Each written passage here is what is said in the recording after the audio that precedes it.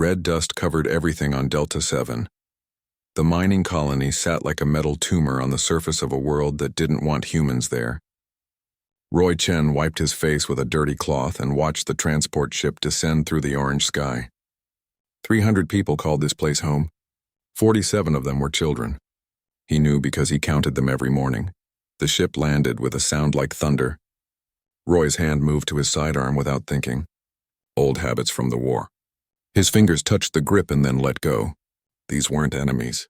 The Dravik had sent a delegation to talk about mining rights. Talk, not fight. That's what Administrator Patricia Wells kept saying. Patricia stood beside him now, her daughter Amy holding her hand. The girl was 7 years old with her father's red hair. Her father had died 2 years ago when a tunnel collapsed in the southern mines. Roy remembered pulling the body out himself. "Do you think they'll be reasonable?" Patricia asked. Roy didn't answer right away. He watched the ship's cargo ramp lower. The Dravik were tall, maybe 8 feet, with scales that looked like green metal. They moved like soldiers, not diplomats. Every step was measured. Every hand stayed close to a weapon. He'd seen this before on other worlds. "They brought warriors," Roy said quietly. Patricia's face went pale. "You said they agreed to peace talks." "They did. But they brought warriors anyway." 6 Dravik walked down the ramp. The leader wore armor that had seen combat. Roy could tell from the scoring on the chest plate. Plasma burns, the kind that came from fighting at close range. The aliens' eyes were yellow and cold. They swept across the colony like targeting sensors. Roy had fought in 3 wars before he retired. He'd seen 100 species, killed members of a dozen. You learned things when you fought aliens. You learned that some species valued honor, some valued profit, some just valued strength. The Dravik valued all 3, but mostly they valued winning. The delegation walked toward the central hall where the talks would happen. Roy, Patricia, and Amy followed at a distance. Other colonists watched from windows and doorways. Everyone was nervous. The last time humans and Dravik shared a planet, it had ended in an orbital bombardment. 30,000 dead on both sides. Inside the hall, tables were arranged in a circle, human custom. The Dravik would have preferred a hierarchy, with the strongest at the head. But they sat down without complaint. Their leader, a scarred veteran named Cyrex, placed his weapon on the table. It was ceremonial, supposedly, a mark of respect, but Roy noticed it was fully charged. "We appreciate your willingness to negotiate," Patricia began. She spoke in the trade language, a simplified version of human English mixed with Dravik grammar. "The new mineral deposits are large enough for both our peoples." Cyrex tilted his head. The gesture meant disagreement in Dravik body language. "Your colony was established second. Dravik law gives us primary extraction rights. Human law says we filed the claim first. Filing claims means nothing when you cannot defend them." Roy watched the conversation go in circles. This was how wars started. 2 sides, both convinced they were right. Both too proud to back down. He'd seen it before. He'd be seeing it again unless someone found a middle ground. Amy tugged on her mother's sleeve. "I'm bored," the girl whispered. Patricia tried to shush her. The Dravik noticed, Cyrex's eyes fixed on the child. In Dravik culture, children were kept separate from adults until they reached maturity. Seeing a juvenile at a negotiation was unusual. Seeing one interrupt was insulting. Roy saw the alien's posture change, a subtle shift in the shoulders, a tensing of the neck muscles. He knew what it meant. The Dravik was getting angry. "Amy, go wait outside," Patricia said. But the girl didn't move. She was staring at the Dravik with open curiosity. She'd never seen aliens before. The colony was too remote for visitors. Her young mind didn't understand danger. She only saw something interesting. Roy's military training kicked in. He started calculating distances. 12 meters from his position to Cyrex, 8 meters from Cyrex to Amy. He could cross 12 meters in about 2 seconds if he pushed hard. Amy could die in less than 1 second if Cyrex decided she was a threat. The negotiations continued. Patricia talked about surveys and mineral rights and legal precedents. Cyrex talked about Dravik honor and territorial claims and strength through conquest. The other Dravik sat silent and watchful. Roy kept his eyes on Amy. The girl held a stuffed animal, a honey badger her dead father had sent from Earth before the accident. She clutched it like a shield against the scary aliens. Roy had told her stories about honey badgers once. Tough little animals that fought creatures 10 times their size, never backed down, never ran away. The girl had loved those stories. Amy took a step forward. Then another. She was walking toward the Dravik table. Patricia grabbed for her but missed. Amy, no. The girl held up the stuffed animal. Do you want to see my badger? Cyrex stared at the approaching child. His hand moved to his sidearm. It was a smooth motion, practiced. The kind of draw that came from years of combat. His fingers wrapped around the grip. Roy's blood turned to ice. He knew that motion. He'd made it himself 1,000 times. That was a combat draw, not a warning. Cyrex wasn't trying to scare the girl. He was preparing to fire. In Dravik culture, an unsupervised child approaching an elder without permission deserved correction. Harsh correction. It was how they taught respect. What humans called child abuse, Dravik called proper education. Time seemed to slow down. Roy saw everything with crystal clarity. The alien's finger moving to the trigger. Amy still walking forward with innocent trust. Patricia frozen in shock. The other humans just starting to understand something was wrong. Roy's body moved before his brain finished thinking. 12 meters. 2 seconds. Amy would be dead in one. He ran. The barrel of the plasma weapon glowed as it charged. Roy heard it humming even across the distance. His legs pumped harder than they had in 5 years. His lungs burned. His heart felt like it would explode. But none of that mattered. Amy walked forward with her stuffed badger held high. She smiled at the tall alien. In her innocent mind, she was just being friendly. She didn't understand that different species had different rules. She didn't know that Dravik viewed unsupervised children as property, not people. She didn't know she was about to die. Cyrex's yellow eyes never blinked. His scaled finger tightened on the trigger. The weapon reached full charge with a high-pitched whine. Other humans in the room finally understood what was happening. Patricia screamed her daughter's name. Security Officer Davis reached for his gun. Another administrator dove under the table, but they were all too slow. Roy's mind worked at combat speed. He'd been trained by the best soldiers humanity had. Marines who fought on 20 different worlds. Instructors who turned normal people into weapons. They'd taught him how to assess threats, calculate angles, and make impossible decisions in fractions of a second. He couldn't reach Amy in time to pull her away. The distance was too far. The alien would fire before Roy covered half the gap.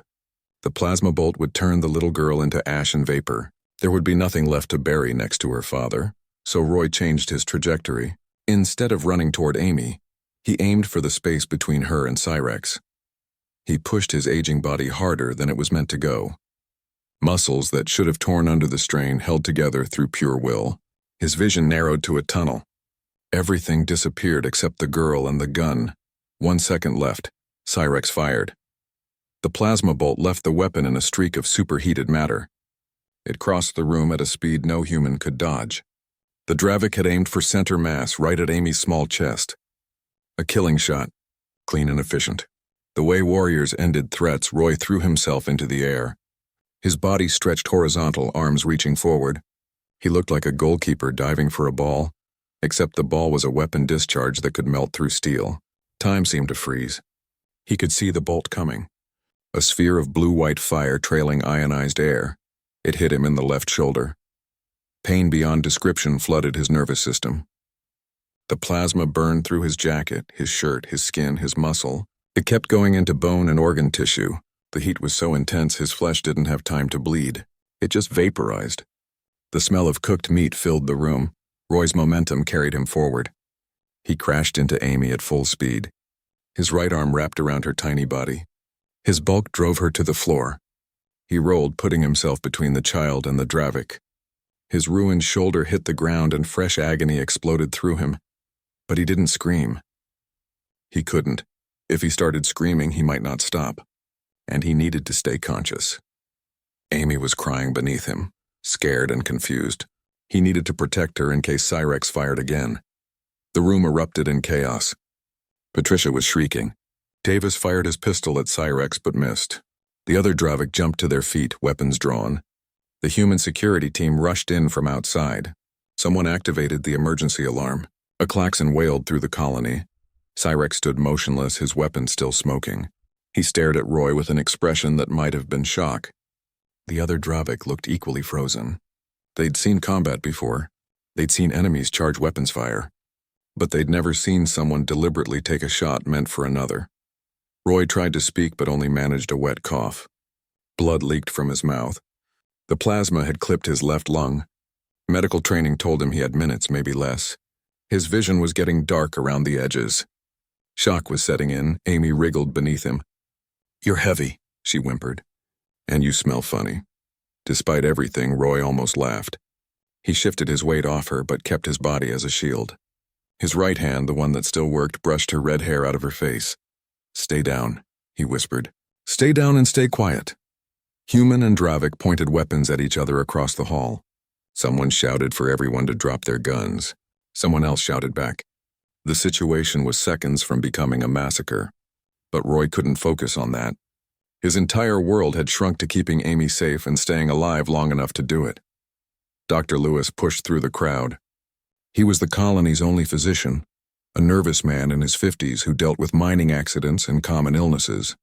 Not battlefield trauma, but he dropped to his knees beside Roy and opened his medical kit with steady hands.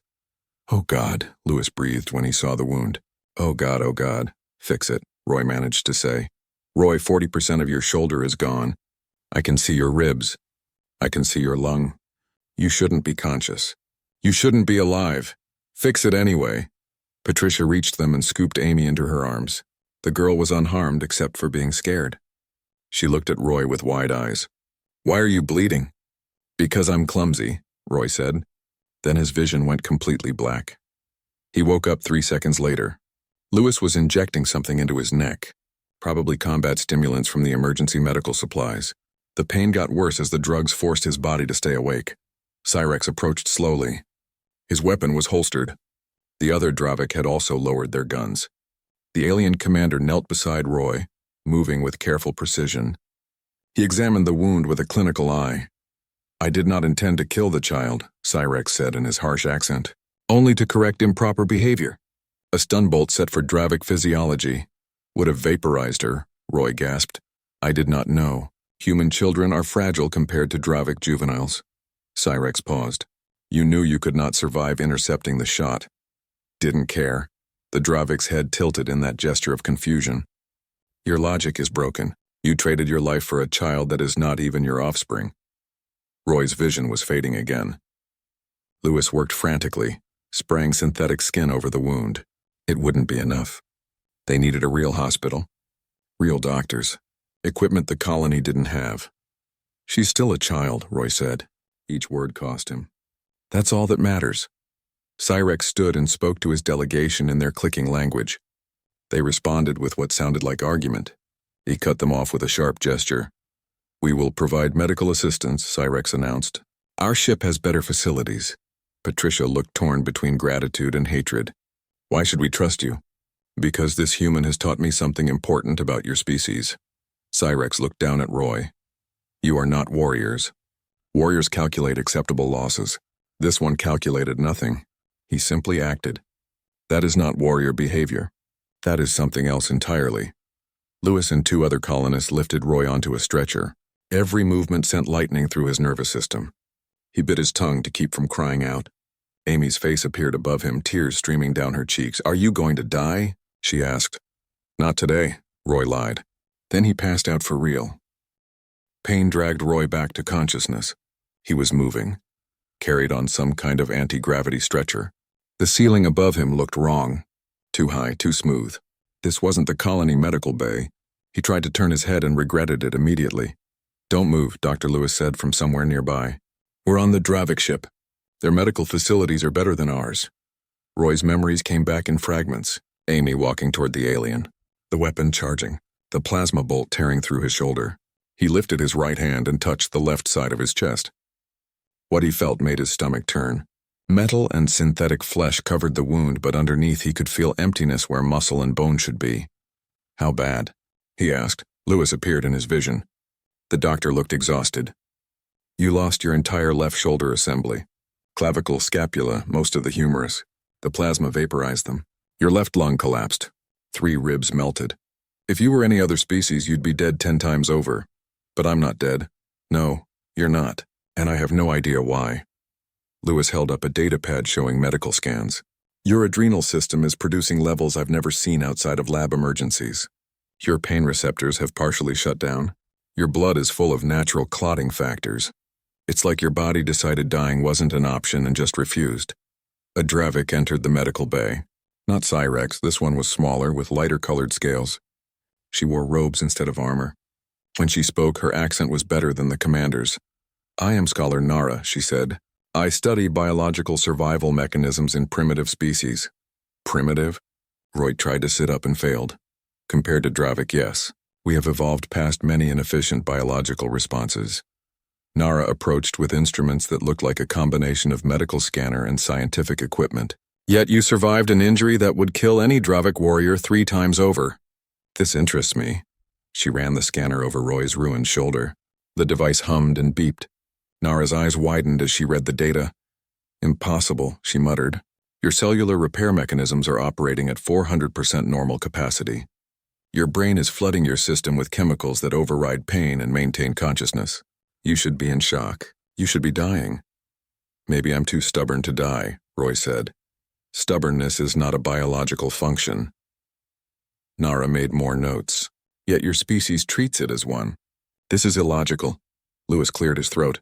With respect, Scholar Nara, humans don't always operate on logic, especially when protecting children.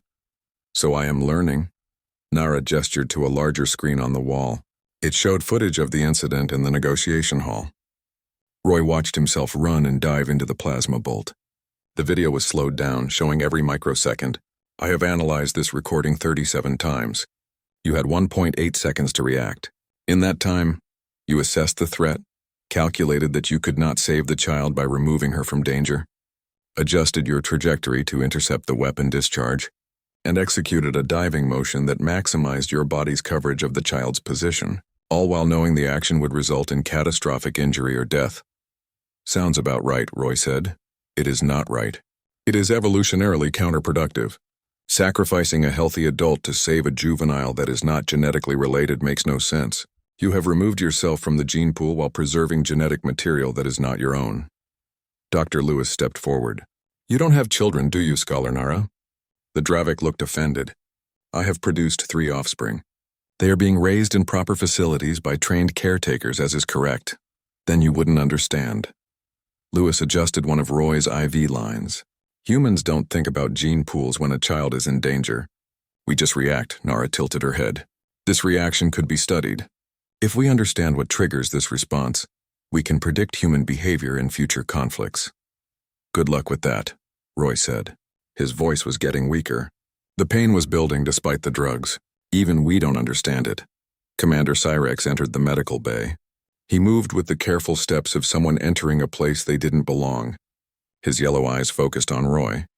The human still lives, Cyrex observed. Barely, Lewis said. We've stabilized him, but he needs regenerative therapy we don't have. The colony can't afford it. Our medical budget barely covers antibiotics. Cyrex exchanged a long look with Nara. Some kind of silent communication passed between them. Finally, the commander nodded. The Dravik Confederation will provide full medical treatment, Cyrex announced. Our regeneration technology will restore the damaged tissue. Patricia Wells, who had been standing quietly in the corner, spoke up. Why help him after you shot him? Because he taught me something about humans that our intelligence reports never mentioned. Cyrex approached Roy's stretcher. I have fought humans in 3 campaigns. I have read every tactical analysis of human combat behavior. All reports indicate humans are clever, adaptable, and difficult to predict. But none mentioned this. Mentioned what? Patricia asked. That humans will sacrifice themselves for offspring that are not their own. In Dravik culture, we protect our genetic children because they carry our legacy, but this human protected a child he has no biological connection to. He did not hesitate. He did not calculate odds. He simply acted. Cyrex looked at Nara. Is this common among humans? Very common, Lewis answered. There are thousands of documented cases of humans dying to protect children. Sometimes their own, sometimes strangers. It doesn't matter. Something in our evolution made us that way. Nara was typing frantically on her datapad. This explains several historical anomalies. The siege of Station 7, where human defenders held position for 18 days with no supplies because there were children in the civilian section.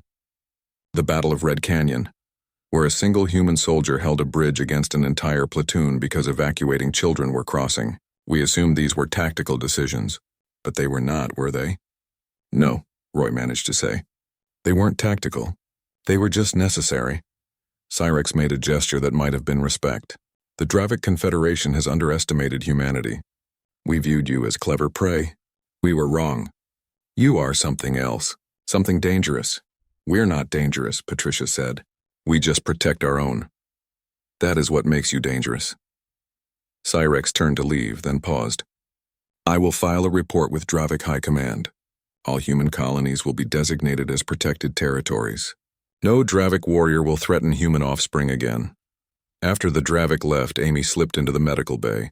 She'd been waiting outside with another colonist. Now she ran to Roy's stretcher and grabbed his good hand. Everyone says you're a hero, she said. Roy looked at the little girl with her red hair and innocent eyes. I'm not a hero. I just did what anyone would do. The Dravik lady says humans are weird. Yeah, we probably are. Amy held up her stuffed honey badger. She says you're like this. Small but fierce. Never backs down. Roy managed a weak smile. Honey badger don't care. Isn't that what I told you? Honey badger don't care, Amy repeated. Then she leaned forward and kissed his forehead. Thank you for saving me. She left with her mother. Roy closed his eyes and let the medical drugs pull him under. But before he slipped away, he heard Scholar Nara speaking quietly to Dr. Lewis. I must study this further, the Dravik scientist said. If one human can survive such an injury through sheer determination to protect a child, what else are humans capable of? What happens when an entire species shares this trait? I don't know, Lewis replied. But I'd hate to be the species that finds out the hard way. In the darkness of unconsciousness, Roy dreamed of honey badgers fighting lions. 3 weeks passed before Roy could walk without assistance. The Dravik regeneration technology worked miracles, but even miracles took time. His new shoulder was a combination of regrown tissue and cybernetic implants. The metal showed through his skin in geometric patterns. Dr. Lewis said it looked like armor. Roy thought it looked like a reminder. Scholar Nara visited him every day. She brought instruments and scanners and endless questions. She measured his pain tolerance, his healing rate, his psychological state. She asked about his childhood, his military service, his decision to retire to a mining colony. She was trying to understand what made humans different. I have been analyzing data from across the galaxy, Nara said during one visit. There are 147 documented cases of humans sacrificing themselves to protect juveniles in the past 10 years alone. No other species shows this pattern. Even species we classify as highly parental limit their sacrifice to genetic offspring. Roy was doing physical therapy, trying to rebuild strength in his left arm. The cybernetic motors whined as he lifted a weight. Maybe other species are smarter than us. No, intelligence is not the variable. Nara pulled up a holographic display showing genetic charts. I believe the answer lies in human evolution. Your species evolved as persistence hunters and pack animals. You succeeded not through individual strength but through cooperation and endurance. A human alone is weak, but humans together are formidable. So what does that have to do with jumping in front of plasma fire? Everything. Nara highlighted sections of the genetic map. Pack animals protect all juveniles in the pack, not just their own. Because the pack's survival depends on the next generation, any next generation. Your species took this instinct and amplified it beyond biological necessity. You protect all children because your evolution taught you that all children are the pack's children. Roy lowered the weight. His shoulder ached despite the pain medication. You're saying we can't help it. Correct. When you saw the child in danger, your modern brain that understands complex tactics and consequences was overruled by an ancient brain that only understands protect the young. You could no more ignore that imperative than you could stop your heart from beating. Sounds like we're slaves to our biology. All species are slaves to their biology. The Dravik are slaves to our need for hierarchy and strength. We cannot help but organize into power structures. We cannot help but view the universe through the lens of dominance. Nara sat down across from Roy. But humans are slaves to something more powerful. You are slaves to compassion. Word of the incident spread beyond the colony. News services picked up the story. At first, it was just a local report about a mining dispute gone wrong. But then someone leaked the video footage. The clip of Roy diving into plasma fire went viral across human space. Patricia showed him the news coverage one evening. He watched himself on screen, frozen in midair, arms outstretched. The reporter called him a hero, called it the most human thing anyone had ever seen. "They want to interview you," Patricia said. "News services, military analysts, even some university professors studying interspecies relations. Tell them no. Roy, you're famous. People need to hear your story. There's no story. I saw a kid in danger. I reacted. That's all, but it wasn't all. The story spread to alien species. The Dravik shared it first, using it as a cautionary tale in their military academies. Then other species picked it up. The logical architects analyzed it as a biological curiosity. The warrior Krell viewed it with respect. The hive-minded collective couldn't process it at all. Commander Cyrex submitted his report to Dravik High Command. Roy read a translated copy. The report was clinical and detailed. It described the incident, the human response, and Cyrex's recommendations. Those recommendations changed everything. All Dravik forces should be aware that humans possess an irrational but powerful protective instinct toward juveniles of any species. The report read, "This instinct overrides self-preservation and tactical thinking. A human protecting offspring should be considered a level 7 threat, regardless of the individual's combat training or physical condition. Recommend avoiding any action that could be interpreted as threatening to human children. The consequences are unpredictable and potentially catastrophic." Level 7 was the highest threat classification in Dravik military doctrine. It was reserved for weapons of mass destruction and planetary defenses. Now it included unarmed humans protecting children. Amy visited Roy every day. She brought him drawings she made and stories she wrote. She told him about her classes and her friends and the new games the colony children invented. She never mentioned the incident directly, but Roy could see the change in her. She stayed closer to adults now. She looked at strangers with suspicion. "Did I do something wrong?" she asked one day. Roy looked up from his physical therapy. "What do you mean?" "When I walked up to the alien, Mom says I wasn't supposed to do that. She says I could have gotten hurt. You didn't know. You were just being friendly. But you got hurt instead." Amy's eyes filled with tears. "You got hurt really bad because of me." Roy set down the therapy equipment and pulled the girl into a one-armed hug. His cybernetic shoulder whined at the motion. "Listen to me, Amy. What happened was not your fault. You didn't make me do anything. I chose to protect you because that's what adults do. We protect kids. That's the rule, even when it hurts? Especially when it hurts." She hugged him tighter. "When I grow up, I'm going to protect people too. Just like you." After she left, Dr. Lewis came in with more medical scans. The regeneration was proceeding ahead of schedule.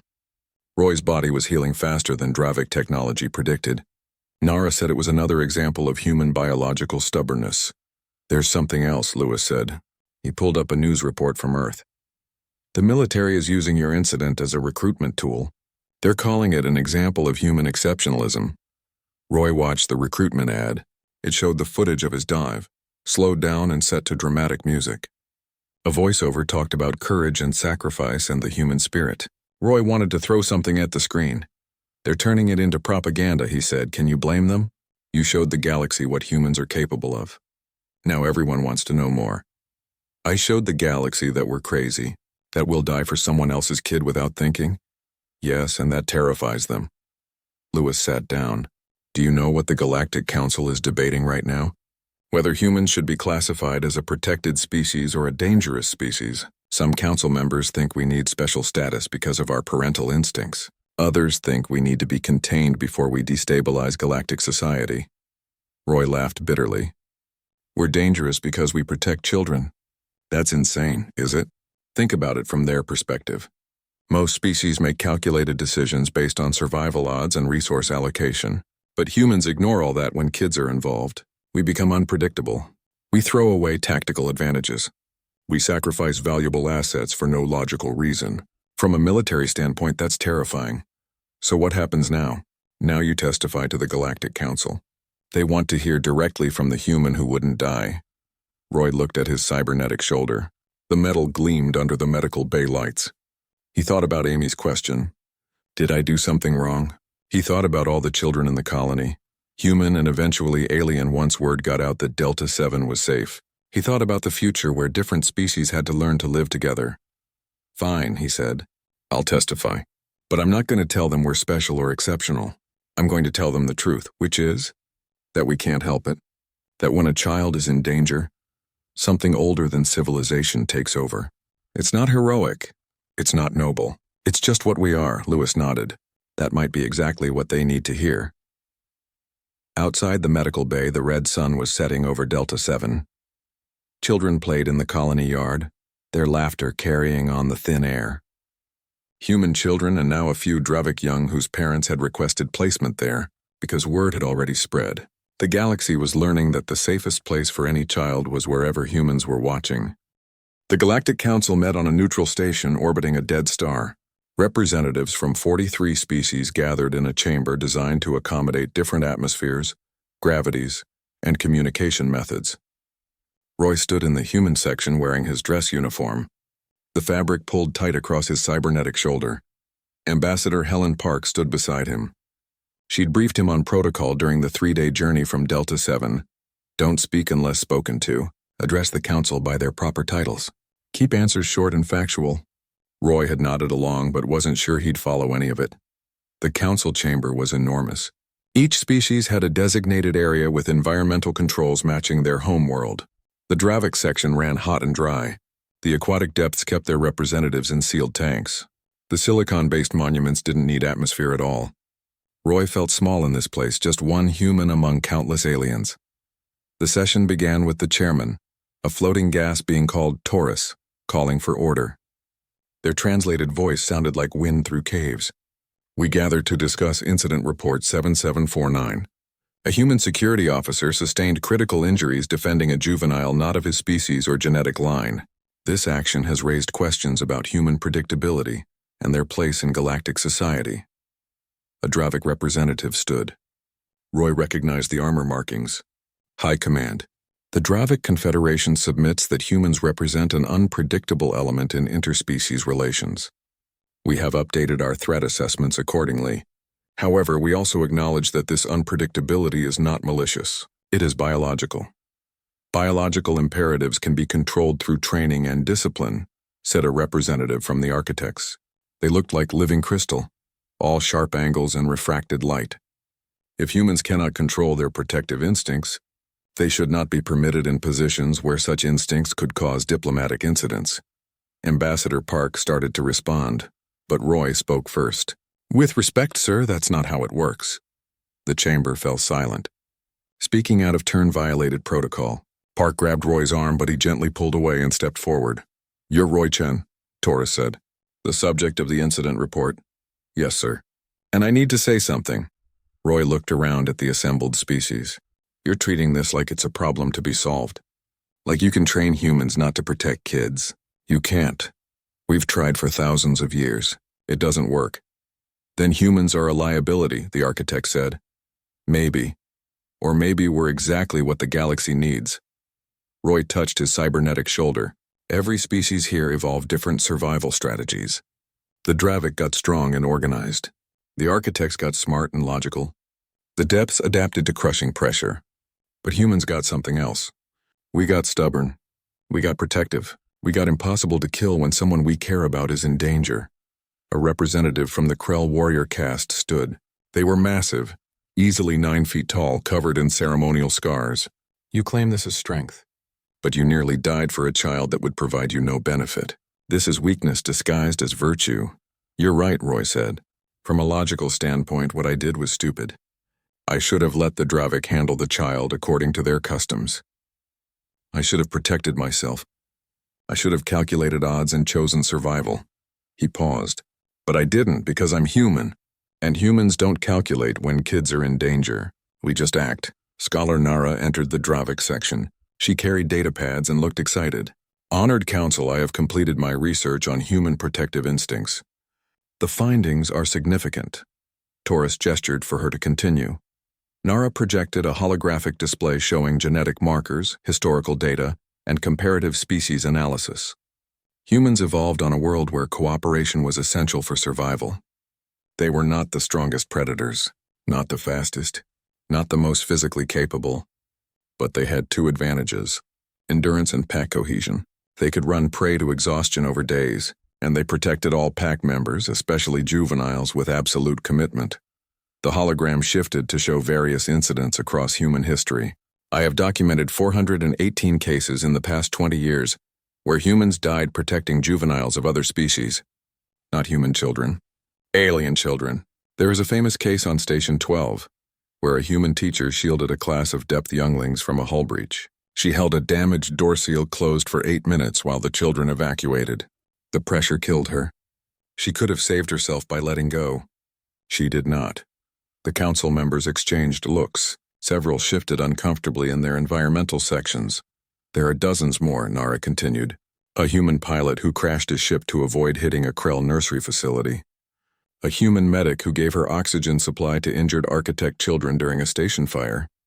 A human soldier who held a bridge for 16 hours against enemy forces because civilian families, including 6 different species, were evacuating across it.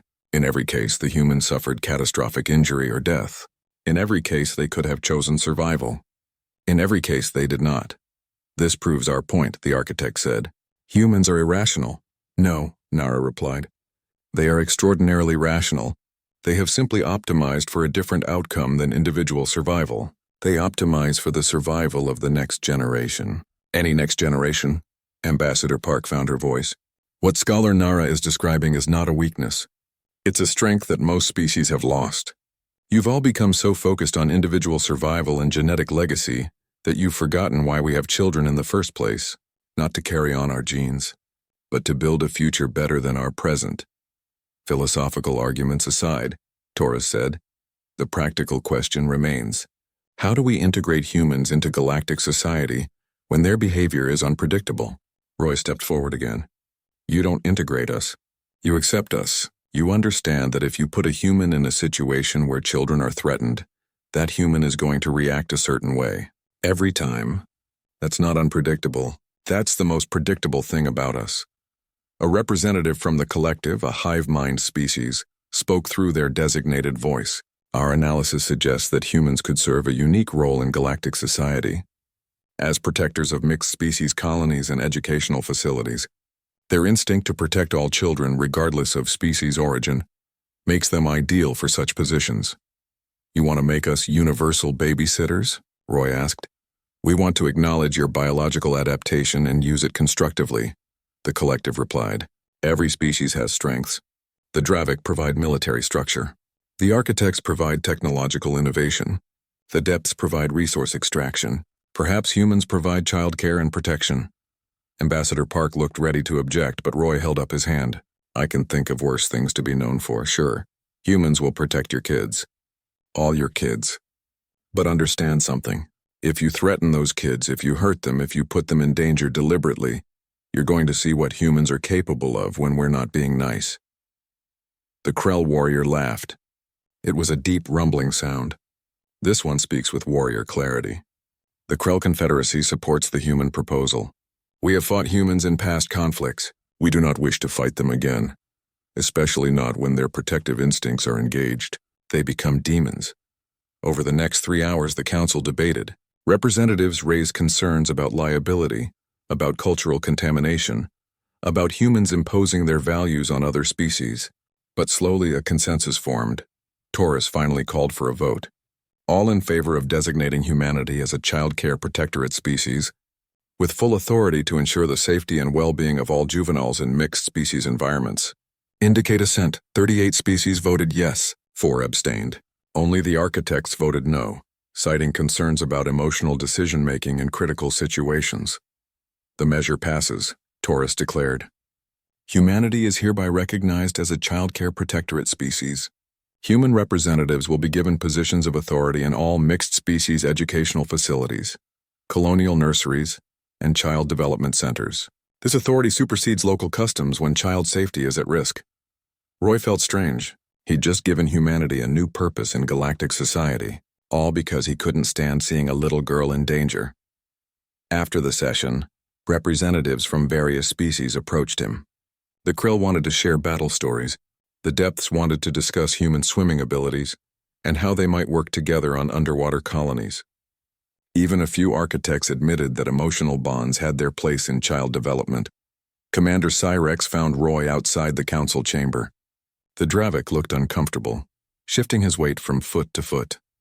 "I owe you an apology," Cyrex said.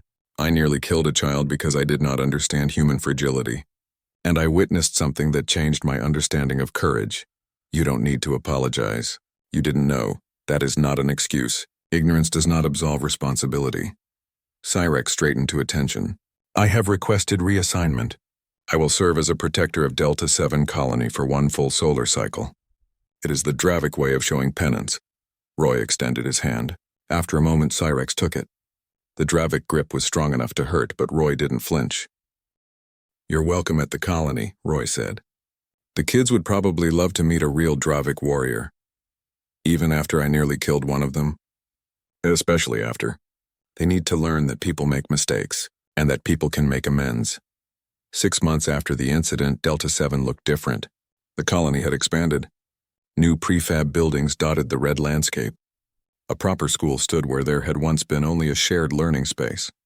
And in the colony yard, human children played alongside Dravik younglings, depth spawn, and even a few architect crystalline children who needed exposure to different gravities for proper development.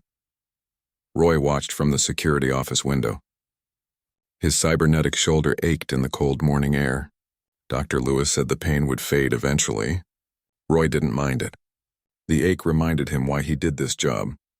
Commander Cyrex approached across the yard. The Dravik had kept his promise, serving as additional security for 6 months. He'd surprised everyone by being good with children, patient, careful. He taught the older kids about Dravik history and customs. The younger ones just thought he was cool because he was big and scaly. "The morning patrol is complete," Cyrex reported. "No threats detected. The new sensor grid you installed is functioning well." "Good." Roy poured 2 cups of coffee. He'd gotten Cyrex addicted to the human drink over the past months. "Any word from your high command about your next assignment?" "They have offered me a choice. Return to military service or accept a permanent position as a cultural liaison." Cyrex took the coffee and drank it in 1 swallow. He still hadn't learned to sip. "I am considering the liaison position." "Because you like it here?" "Because I am learning things that military service could never teach me." Cyrex watched the children play. Dravik culture emphasizes strength and hierarchy. We raise our young in isolation to make them strong. But I observe these human children. They are weak individually, yet together they are formidable.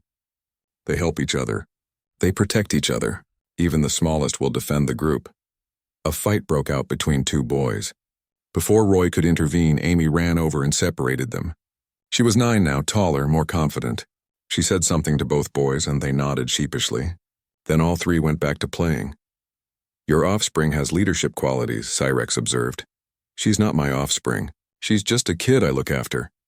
"Yes, that is what makes it remarkable." Cyrex set down his cup. "I have sent reports to Dravik educational authorities. They are interested in studying human child-rearing methods. There is talk of experimental programs incorporating human techniques." Roy raised an eyebrow. "The Dravik want to raise their kids like humans?" "Not entirely, but perhaps less isolation, more cooperation training. Your methods produce results. Even our most advanced genetic selection cannot match the bonds human children form through simple shared experience." A transport ship descended toward the landing pad. Roy checked his schedule. A new family was arriving. The colony was becoming popular for mixed-species families who wanted their children raised in an environment that valued cooperation over competition. Patricia Wells, now the colony's educational director, met the ship. She'd transformed the school into something special. Children of 6 different species learned together. They had human teachers for emotional and social development, architect teachers for logic and mathematics, Dravik teachers for physical training, and depth teachers for environmental sciences. The new family emerged from the ship, human parents, 2 children, and they were carrying adoption papers for a young Krell. The warrior species had started allowing cross-species adoption, another change rippling through the galaxy.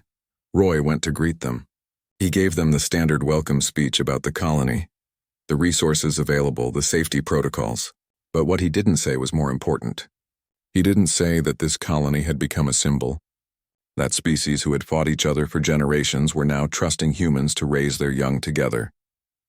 That Delta 7 was proof that cooperation could work. Scholar Nara arrived on the afternoon transport. She'd visited monthly since the incident, always with new questions and observations. This time she brought someone new, a young Dravik, barely adolescent by their standards. "This is my daughter, Sari," Nara introduced. "I have decided to enroll her in your educational program." Roy was shocked. Nara had been the first to study human child rearing, but he never expected her to actually participate. "Are you sure? This is a big change from traditional Dravik education." "I am certain. I have watched your methods for 6 months. I have seen the results. Children raised here are not weaker, as our culture claims. They are different. They understand cooperation, empathy, sacrifice. These are not weaknesses. They are survival traits for a multi-species galaxy." Siri looked nervous.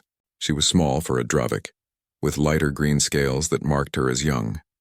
Amy noticed the new student and walked over immediately. "Hi, I'm Amy. Want to see the playground? We built a new climbing structure that works for different body types." Siri looked at her mother. Nara nodded. The two children ran off together, one human and one Dravik, playing like species boundaries didn't exist. "You have created something unprecedented here," Nara said to Roy. "A place where evolution does not matter, where genetic competition is replaced by mutual protection." "We just treat all kids the same," Roy replied. "Doesn't matter what species. If they're young, they're under our protection." That is precisely what makes it unprecedented. Over the next weeks, more families arrived. The colony population grew to 500, then 700. Construction teams worked around the clock to build new housing. The school expanded twice, and through it all, Roy maintained his routine: morning security checks, afternoon playground supervision, evening patrols. He'd become exactly what the Galactic Council designated humanity as: a protector. One evening, Amy found him sitting outside the security office. She was doing homework, some kind of comparative biology project. She'd grown so much in the past months. Less afraid, more aware of the galaxy's complexity. "Uncle Roy, can I ask you something?" He'd become Uncle Roy to most of the colony kids. "Sure. Do you ever regret it? Getting hurt for me?" Roy looked at his cybernetic shoulder. The metal had stopped aching as much. His body had adapted. "No, never. But you could have died. Dr. Lewis says you should have died." "Probably. But I didn't, and you're still here. That's all that matters." Amy was quiet for a moment. "When I grow up, I want to be like you. I want to protect people. You already do. I see you breaking up fights, helping younger kids, making sure everyone feels included. That's protection too. It's not the same as jumping in front of plasma fire. It's exactly the same. Protection isn't about big dramatic gestures. It's about showing up every day and making sure everyone feels safe." Roy smiled at her. "You're already doing the important work." Years passed. Delta 7 became Delta Station, a full diplomatic and educational facility. It hosted over 3,000 residents from 18 species. The school system was adopted as a model by a dozen other colonies. Human protective instincts, once viewed with suspicion, became valued across the galaxy. Roy eventually retired from active security work. His body couldn't handle the physical demands anymore, but he stayed at the station as an advisor. He trained new human security officers in the unique challenges of protecting mixed-species children. He taught them that all children were their responsibility, regardless of species origin. On his 70th birthday, the station held a ceremony. Representatives from across the galaxy attended. Ambassador Park, now a senior council member, gave a speech about how one man's instinctive reaction changed interspecies relations forever. Scholar Nara, now the head of the Multi-Species Educational Commission, presented research showing that mixed-species schools produced adults better equipped for galactic cooperation. But the moment Roy remembered most was simpler. Amy, now a security officer herself, stood beside him with her own daughter, a human child named Hope, and Siri, Nara's daughter, stood there too with her first offspring. Two species, once so different, now raising their children together. "You know what the galaxy calls us now?" Amy asked Roy quietly during the ceremony. "What?" "The protector species. Every species has their role. The Dravik maintain order. The architects advance technology. The depths manage resources. And humans protect children. All children. Roy watched the crowd of different species all gathered to celebrate something simple, the idea that children were worth protecting. That sacrifice for the young was not weakness but strength. That humanity's greatest contribution to the galaxy was not weapons or ships or technology, but a simple, unwavering commitment to the next generation. There are worse legacies, he said. The ceremony ended with a presentation, a holographic statue in the station's main plaza. It showed Roy mid-leap, arms outstretched, frozen in the moment before impact. The plaque beneath it was written in 43 languages, but they all said the same thing. When they aimed at the child, the honey badger leapt before the trigger pulled. This is the way of humanity. This is the way of protection. This is the way of tomorrow. Children of 18 species played around the statue, their laughter echoing through the plaza. They didn't understand the significance.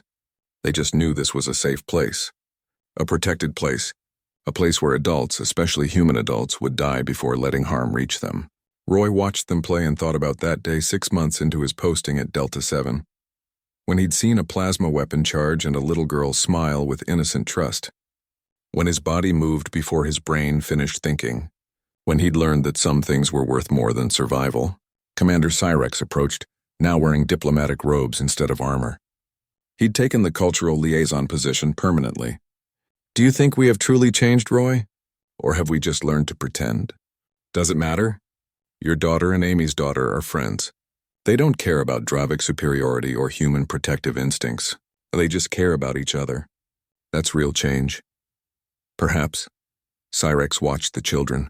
I am still learning from your species. After all these years, you still surprise me. Good, Roy said. The day we stop surprising each other is the day we stop growing. The red sun set over the station.